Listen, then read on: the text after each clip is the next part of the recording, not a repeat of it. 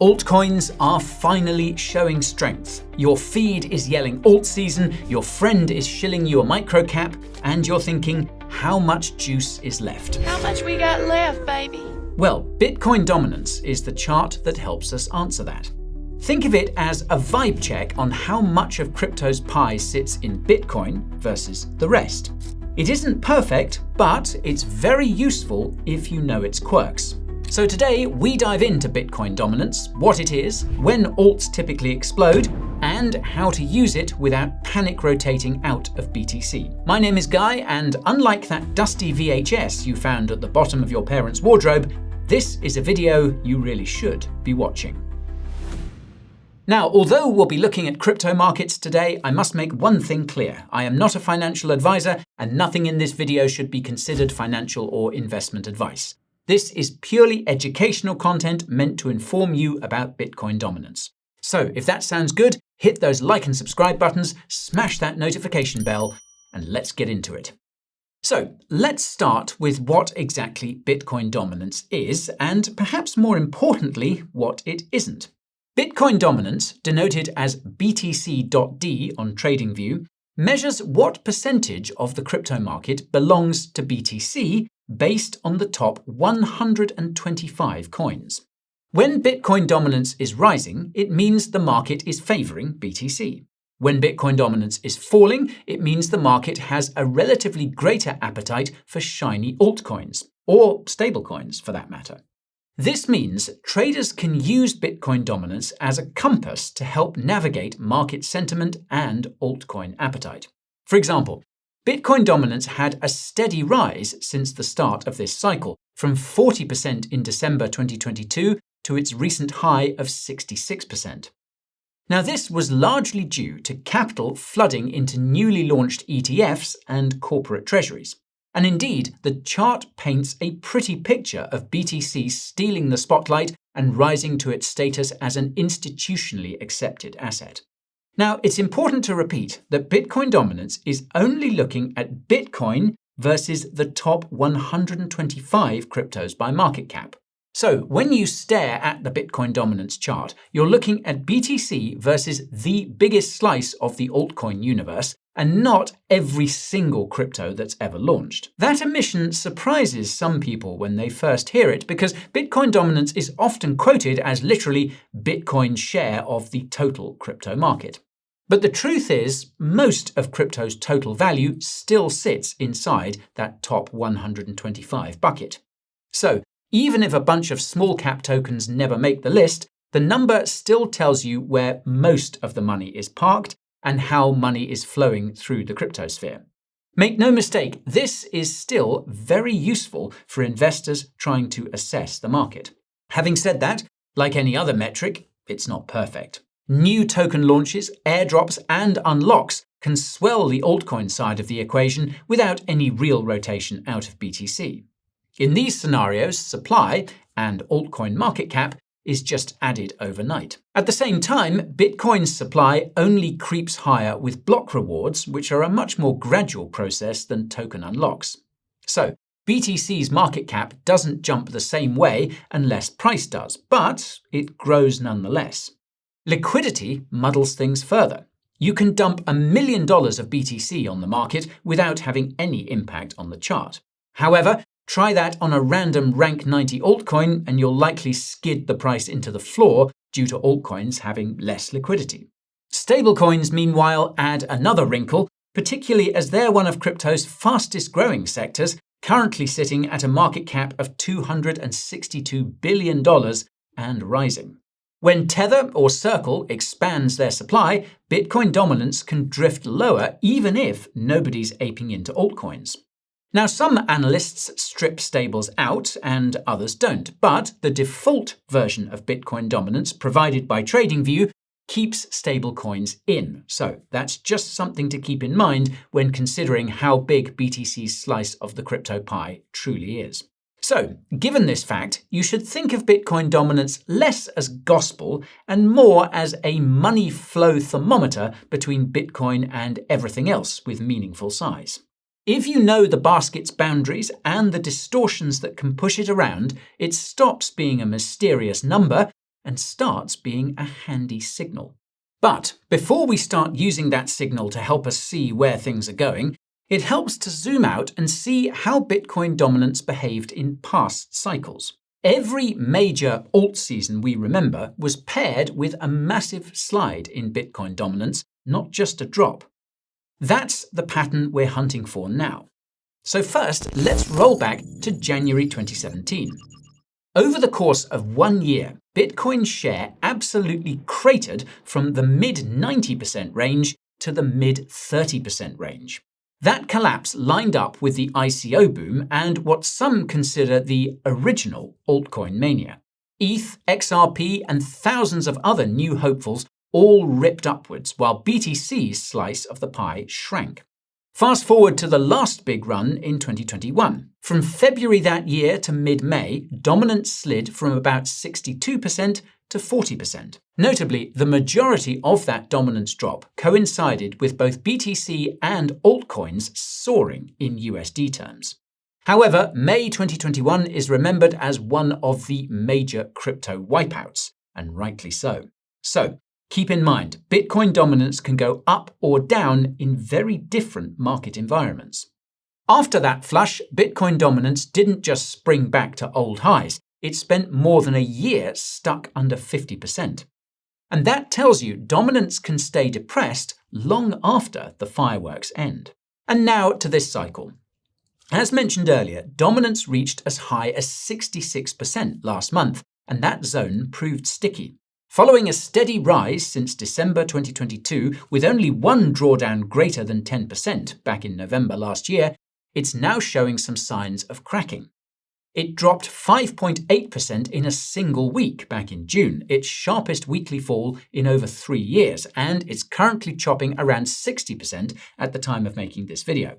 Obviously, a lot of this drop is due to the rise in ETH's price and relative strength against BTC, as seen in the ETH-BTC ratio.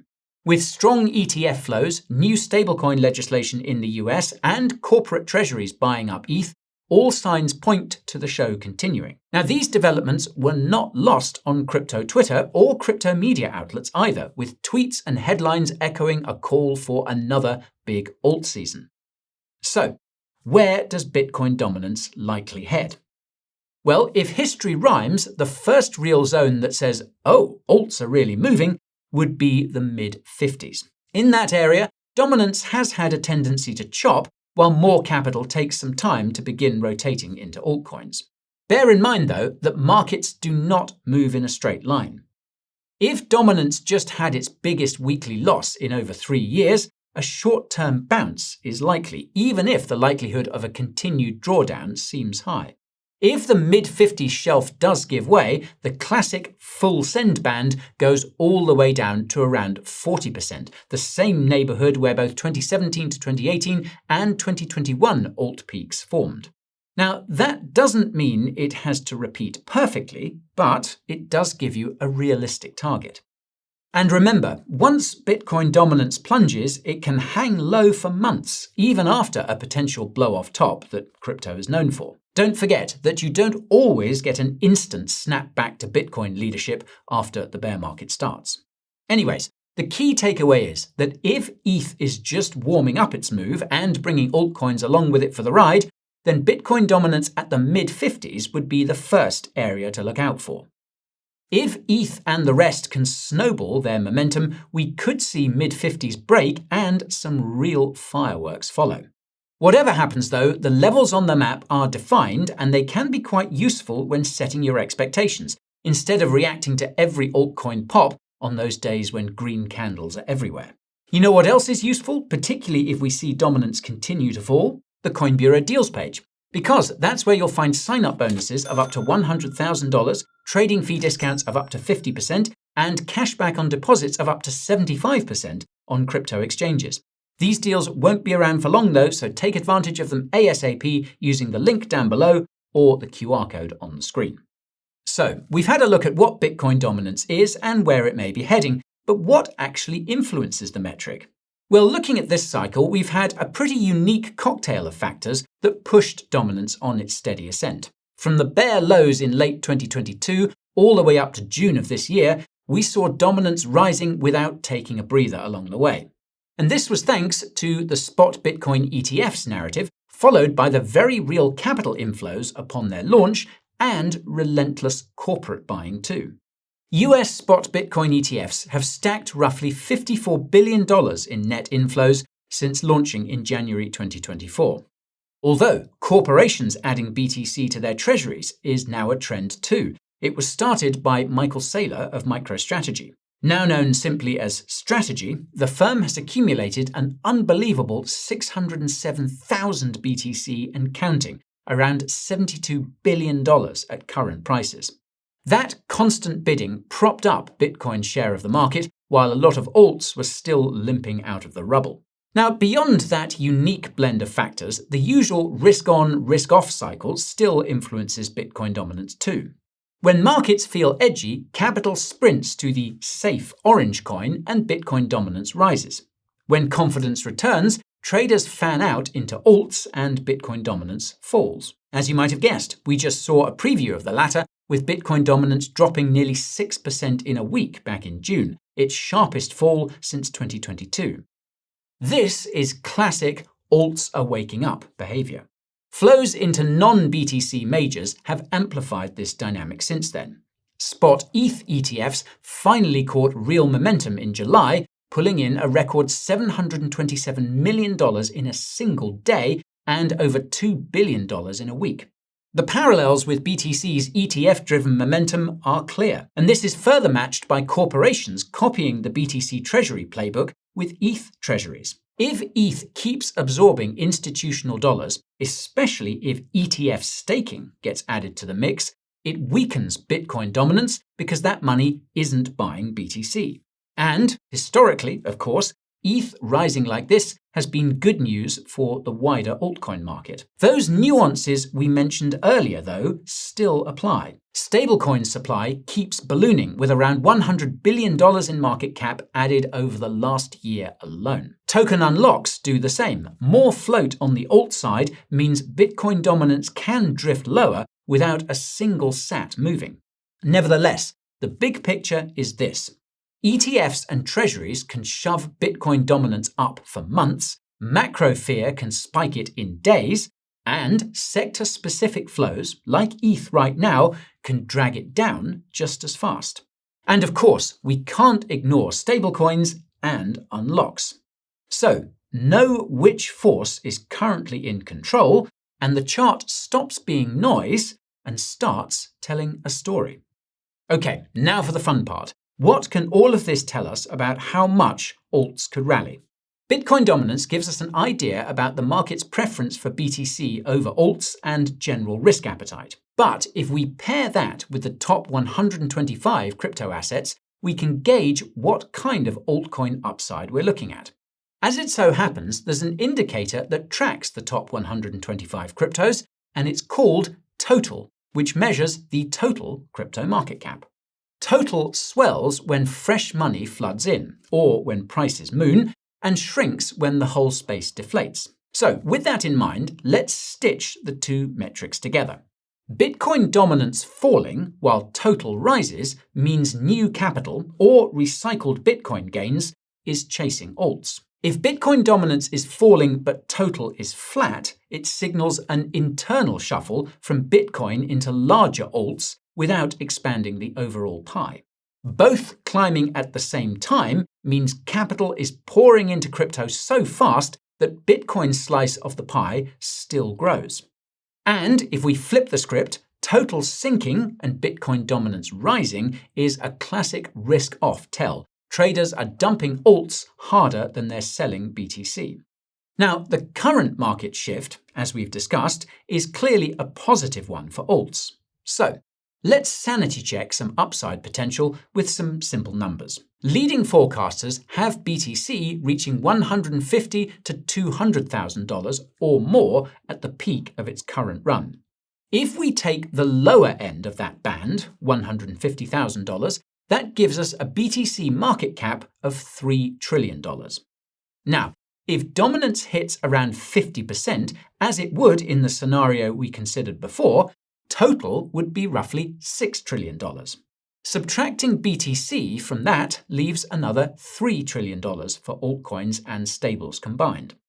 And besides total, there's another useful metric to keep in mind if you're trying to narrow the focus to mid and small caps. That ticker is Others, and it removes the 10 largest assets, including BTC, ETH, and leading stablecoins USDT and USDC. What's left is pure mid and small cap action, the part of the market that usually goes wild at the height of alt seasons. There are more adjusted total metrics that can be useful, but keeping an eye on total for the big picture and others for the speculative heavy tail is more than enough. In December 2024, CoinMarketCap's measure of the total meme coin market cap swelled to $137 billion, even while Bitcoin dominance sat near cycle highs. This is proof that mid, small, and micro caps can soar long before Bitcoin dominance officially cracks. While it's important to avoid doing too much business far out along the risk curve, this does tell us that upside opportunities in crypto are always there, whatever the conditions. With that said, when others starts to rip alongside a falling Bitcoin dominance, that's the market signaling full send on smaller names. If it is up but still behind total 2, which excludes BTC, as it is at the time of making this video, the rally is probably focused more on ETH and a few big caps. So, pull up Bitcoin dominance, keep total and others in neighboring panes, use adjusted totals for additional analysis if you wish, and let these metrics communicate the flow. And right now, based on historical trends, they're communicating some significant upside for alts. But what does that really mean for the wider market? When Bitcoin dominance breaks down properly, leadership shifts. BTC stops sucking up most of the oxygen, and liquidity fans out into everything else.